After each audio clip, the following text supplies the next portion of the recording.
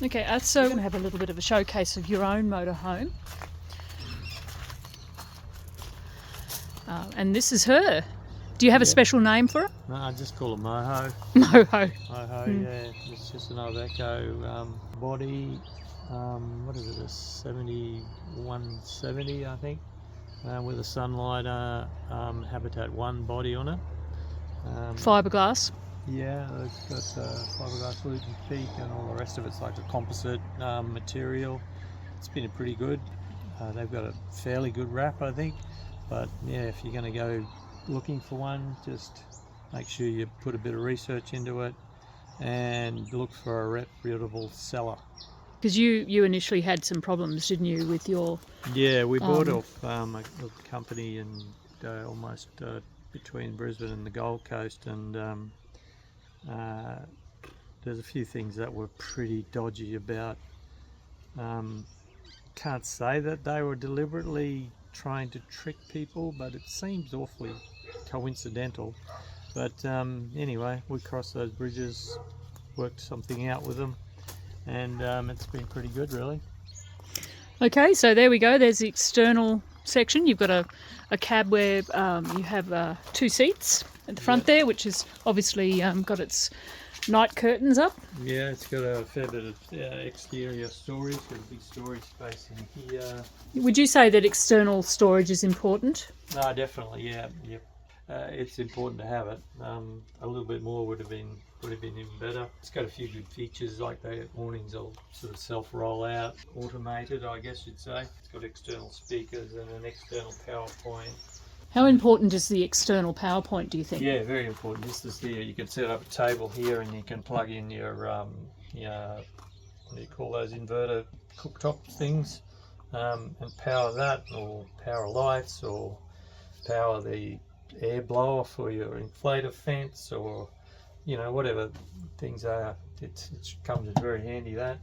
And this got a garage section at the back where we've got a heap of storage that goes right through to the other side of the motorhome. There's another door on the other side, and it's got storage that goes right up to the roof, so you can fit tall things, fishing rods, stacked stuff, whatever. And generally that you don't get that sort of storage capacity in a caravan, because you're limited with space with vans. And a little gas outlet on the side here where you can plug your gas cooker into, and often you're cooking under the awning here. What we've done in the motorhome is we've taken out the cassette toilet in it. Used to be where you pull the cassette out and off you'd go to your dump point. I think I did that 2 or 3 times, and I went, no, I'm not doing that again. After you've splashed your legs and your feet, your thongs with shit a couple of times, you don't want to do that again. So I pulled it out, and I got a Nature's Head composting toilet, and it's excellent. Give it a 2 thumbs up, no worries. Saves water. Don't use any water in it. You separate your number 1s from your number 2s. Number 2s go into a coconut peat bed. And honestly, I think we only emptied it about 4 times in 1 year. It's magic. Just you got to remember to empty your urine out. There's nothing worse than getting up at 4 in the morning for the morning leak and realizing that it's not going to fit. But yeah, that's easy to deal with, and gives you a longer stay off grid. And on the back here we've got our electric bikes, which come in handy every now and again. We don't use them really for exercise. They're just sort of like it's a pleasure to ride a push bike, I think. So we just use them to do touristy things once we've stopped in an area.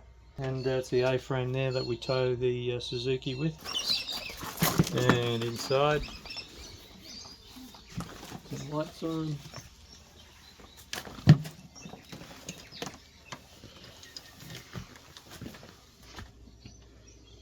Alright, so up here we've got our drop down bed. It's a king size bed. So the disadvantage of this is that you've got to pretty much go to bed when you both go to bed. There's really not enough room to for one person to go to bed and the other person to relax somewhere, because this comes down to here. Yeah, so you've got these... your lounge area and your dining area and tables here, so we travel with the table there and we put it up Yeah. But of course, And then above you is your bed. Yeah, when the bed comes down, this area becomes And it unusable. follows these tracks down, doesn't it? Yeah, they're called the lazy jack system. Uh-huh. It's been very reliable. Nothing's gone wrong with it. Got a switch up here, and hey presto, down it comes. Mm-hmm. It's very comfortable. And this area here is just the kitchen, food prep, cooking area, refrigeration, pantry.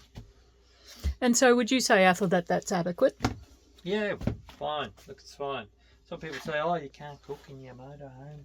It's kind of stink it out. But no, it's fine. We cook curries in here. Like a proper King's curry does smell a bit for a couple of days. But you've got the extractor fan here, which is a true extractor fan. It takes the air right out of the motorhome.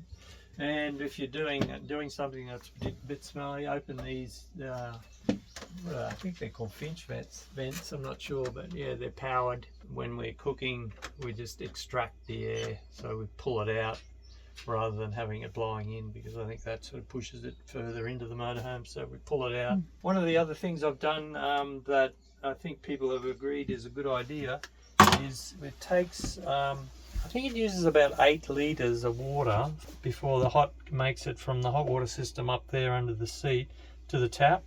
So what I've done is I've plumbed in a connector. So this here goes through into fill inlet on the outside. It joins that tap or that hose line. So it goes into the tank. So then I just put a funnel in, turn that around onto hot, and then we just run that, and of course that goes back into our water tanks, so we don't lose any water waiting for the water to get hot. So you might go, oh, that's not going to save you much, but it does. It's like 8 litres every time when you're off grid. Every little bit of water matters. Yep, and that's an easy way that I've found that we can save water. That's a great tip, Af. Great tip. And then of course it has a bathroom. Yeah, and then or right an ensuite as they call it. We've got the ensuite, yes. So everything's very compact.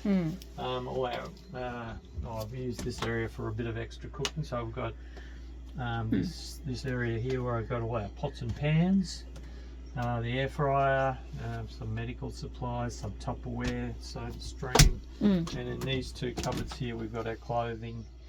And you haven't found that too onerous to have your clothing sort of in there? Deb gets 2 shelves. Oh well, she gets 1.5 because this is like towels and linen and stuff like that.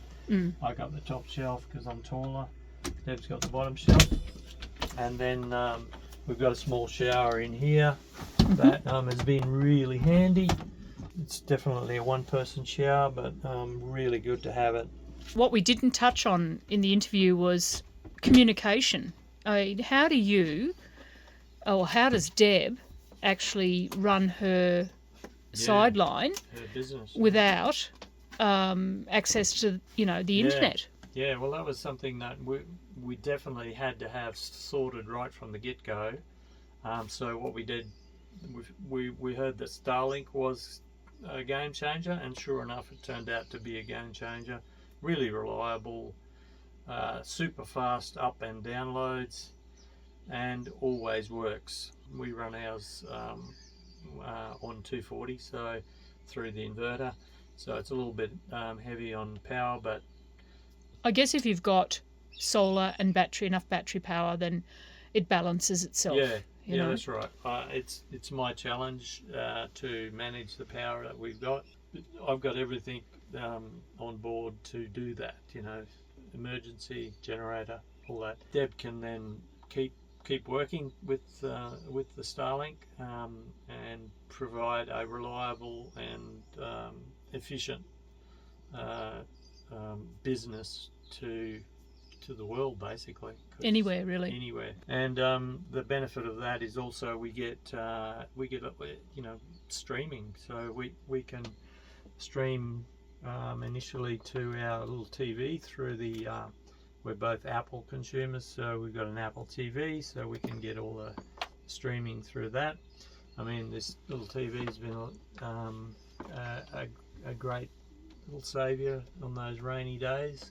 And recently we've just come across this little device. One of our Very generous friends gave this to us. It's a little nebula projector. So this thing is a Bluetooth speaker. It's a projector.